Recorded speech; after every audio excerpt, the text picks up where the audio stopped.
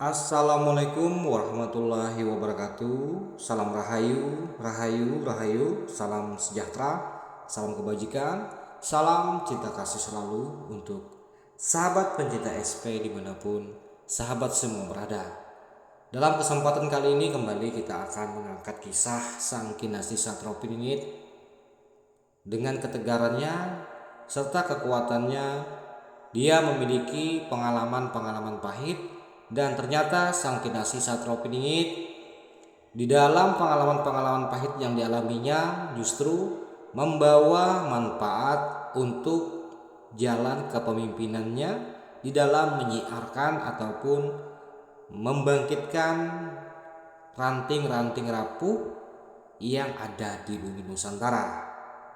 Jadi kepahitan-kepahitan yang dialami oleh sang kinasti ternyata itu hikmahnya adalah untuk memperkuat ataupun menjadi guru yang luar biasa untuk nantinya membangkitkan para putra-putri Nusantara yang sebelum meraih era keemasan mereka di dalam keterpurukan, di dalam kesendirian, bahkan di dalam kepahitan hidup.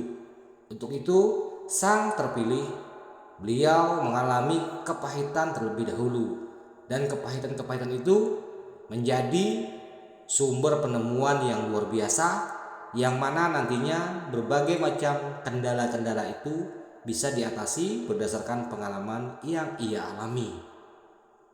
Namun wahai sahabatku semua, sebelum kita melanjutkan pada kisah ini ataupun pemaparan yang saya sampaikan dalam video ini, sudi agar kiranya bagi sahabat-sahabat pecinta SP yang memiliki kerelaan hati untuk memberikan support dan dukungannya kepada channel ini dengan membantu menekan tombol like-nya. Bahkan bagi sahabat-sahabat semua yang turut serta ikut membangkitkan semangat untuk generasi putra putri Nusantara bisa saling bertukar pengalaman ataupun wawasannya di kolom komentar. Di dalam menghadapi keterpurukan ataupun kekalahan, para leluhur kita ataupun sang kinasti Satropiningit mengajarkan beberapa prinsip dan cara untuk bangkit dan mengatasi masalah terkait tentang yang dialami setiap individu, khususnya di dalam keterpurukan. Hal yang pertama adalah kita harus melakukan sikap sabar dan tawakal. Sabar merupakan salah satu kunci penting di dalam menghadapi kesulitan.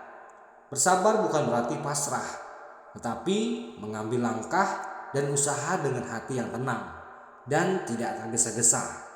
Dan adapun tawakal itu adalah menyerahkan hasil usaha atau ikhtiar yang kita lakukan atau perjuangan yang kita perjuangkan kepada Sang Maha Pencipta setelah berusaha sekuat tenaga.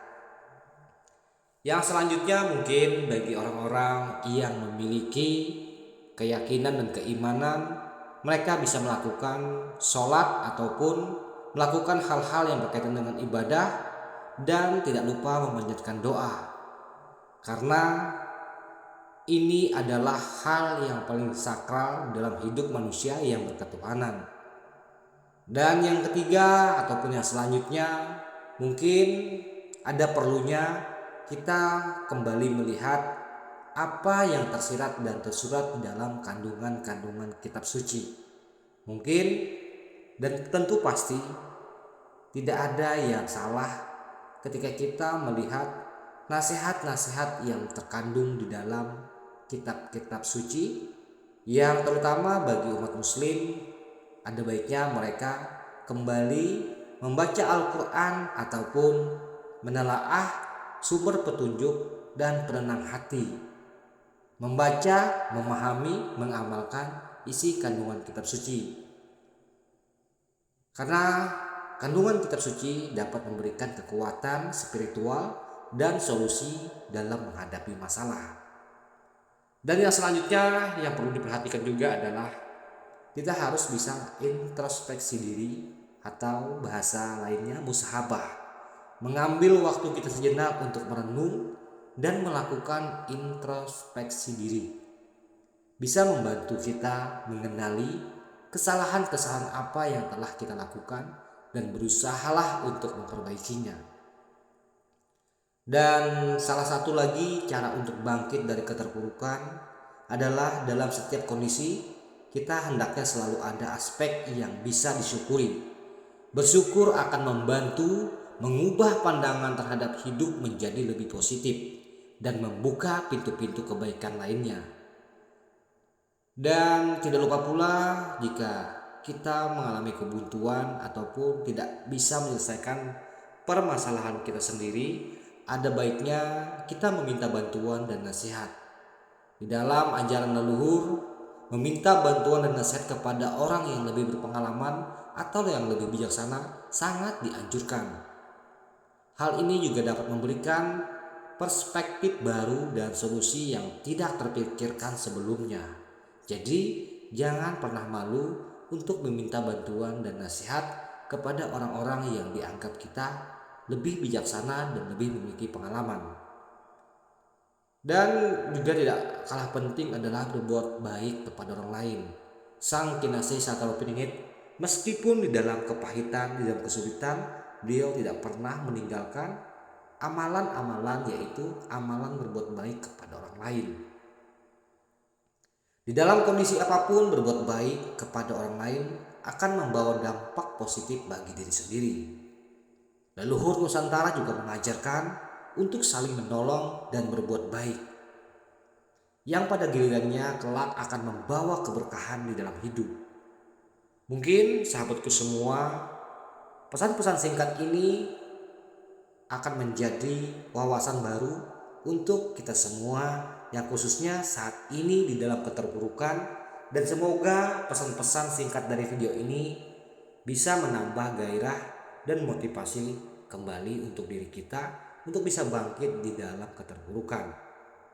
Yang pesan selanjutnya adalah berusaha menjaga keseimbangan antara dunia dan akhirat, antara bekerja dan beribadah, antara kebutuhan fisik dan spiritual. Itu sangat penting. Keseimbangan ini akan membantu kita untuk tidak terlalu terbebani oleh dunia dan lalai akan kehidupan selanjutnya. Pengembangan diri juga perlu untuk pribadi kita. Mengembangkan diri secara personal, spiritual, dan profesional. Leluhur juga mengajarkan pentingnya ilmu dan kegiatan yang produktif sebagai cara untuk meningkatkan kemampuan diri. Dan selalu bersabar serta tidak putus asa. Ingatlah bahwa setiap orang pasti mengalami kesulitan, kegagalan, kekalahan, dan ujian dalam hidup.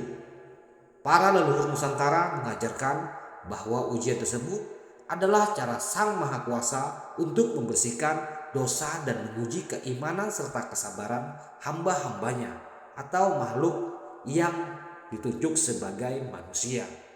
Salah hilap mohon dimaafkan.